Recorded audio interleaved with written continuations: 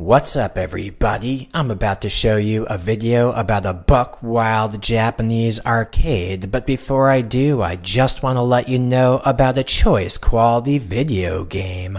It's a visual novel on Steam called Animal Lover, and personally, I think it's pretty nice. It's a borderline arousing dating sim, and I make a brief appearance in the game. It's just that good, baby. So thanks for listening to this extremely important announcement, and now it's time for your regularly scheduled program. Welcome to Kawasaki, Japan, home of the Warehouse Arcade.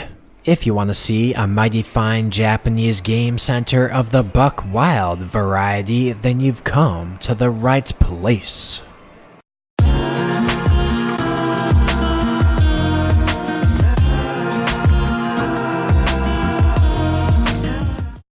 So I was trotting around the mean streets of Kawasaki, Japan. Word around the campfire was there was a mighty fine Japanese arcade around these parts, so I decided to give it a go. What's the name of the place, you ask? A little thing I like to call Kawasaki Warehouse, aka Anata Warehouse. So I sprinted on up to the entrance of that arcade and started scoping out the doorway situation. I was trying to figure out how to get inside, can ya blame me? Now those side doors weren't looking too promising, but that center door, it opened straight up for me. That's a pretty nice door in my book, dare I say a decent door.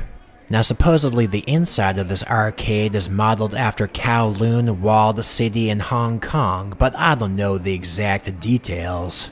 Bottom line is, it's got some serious Blade Runner vibes popping off. And then there's parts of the arcade that defy categorization altogether. Take this zone, for example. Seems to me like it's looking vampiric to the max. Anyway, you get the drill. That's enough chatter about all the decor. Now it's time for me to give you a floor-by-floor breakdown of the joint. Once you cruise on into the entranceway and boost on over to the second floor, you'll find yourself on the main arcade floor. This floor has got all kinds of arcade games, and I think it's safe to say it's pretty nice. And aside from those arcade games, they also got a wide variety of UFO catcher games, aka crane games. Anyway, enough with that floor. The next floor on deck is the third floor, and it's got some serious casino vibes. I mean, check it out, baby. This place has got some slot machine action, but they ain't like any slot machines I've ever seen. Case in point, take a look at this one. Seems to me like this slot machine is some kind of battle royale. It's not so much a slot machine as it is a fight for your life. Long story short, that right there is a mighty fine slot machine. Now if slots aren't your style, they even got some horse racing here. Virtual horse racing to be exact. Now that's all fine and good, but I'm not much of a horsey aficionado, so I decided to check out the next floor. This floor was more oriented around pub type games such as darts and billiards. It all seemed decent enough, but truth be told, I came here for the arcade game action, so I decided to boost on back to the second floor. So I started heading toward that escalator when suddenly, whoa, hold the phone. Is that some Trevi Fountain action right there? I think it is. Man, oh man, this place is jam-packed with all kinds of surprises. Anyway, after I got back down to the second floor, I went on the hunt for some top quality games. Now these games here looked pretty interesting, but I'm not too good at these kinds of games, so I tried to find something more my speed. And what do we have here? Looks to me like we got some DBZ popping off. And whoa, Goku's flying around at full velocity right there. Could this be the game I've been searching for in my life? I think it is. So I sat myself down and started scoping out that character selection screen. I went for one of my faves, a little thing I like to call Vegeta. Then the game started, and after that you best believe the button mashing had officially begun. I started mashing those buttons and pulling off combos I didn't even know I was capable of. I was getting 11 hit combos like some kind of seasoned pro. I guess what I'm trying to say in a roundabout way is that right there was some decent button mashing skills. And I guess it probably comes to no surprise that I button mashed my way to success. You know how I do. Anyway, enough of the DBZ, let's see what other kind of games they got around here. Now, they do have the crane game section, but to be perfectly honest, I'm not really much of a crane game kind of guy. But whoa, they have some Dog plushies in there. I might have to change my ways. And whoa, baby, whoa, what's going on around here? Apparently this is the Pikachu Nebukuro collection, aka Sleeping Bag collection.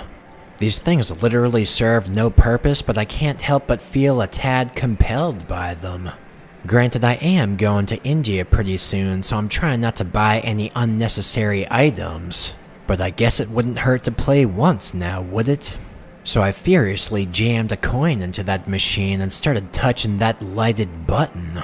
So after you push the crane across, you got the chance to push that thing forward. There ain't nothing to it but to do it, sweet cheeks. So I sent that crane down, but it seems like I overshot the mark a bit because that crane went flying full speed into Pikachu's belly. That's a classic rookie move right there. Well, I only intended on playing once, but now that I think I figured it out, I decided to play one more time. I thought I had that thing on the mark, but it seems like I overshot it yet again. Well, now that I spent 200 yen, I should probably play one more time, you know, just because I'm getting that close to winning. And oh, man, how close was that? Well, I sunk 300 yen into this thing, so I should probably play again, you know, to get my money's worth and all. I'm telling you, baby, I feel like I'm making some serious headway here, so let's see if this could be the game, and... oh, man. Well, at this point, I figure I owe it to myself to play again. I mean, it's not like I need this thing, but then again, I wouldn't mind having it, that's all I'm trying to say. So let's see, that was a good scoop right there, and oh, man. Wow, baby, I feel like a kid on Christmas Day over here. I opened up that prize out area and got myself the Pikachu in a sleeping bag. Look at that Pikachu, don't you just want to pet that Pikachu? This thing is looking as snug as a bug in a buck wild rug. It actually serves zero purpose whatsoever, but just holding it, I can't help but feel an inner sense of peace and an inner sense of joy. Anyway, you get the drill. Overall, this was a pretty buck wild Japanese arcade to say the least. And speaking of buck wild, if you like some choice quality visual novels, then you best be checking out Animal Lover on Steam. I got a link to more info about that game in the description box. And as always, thanks for watching this video. Why don't you leave a comment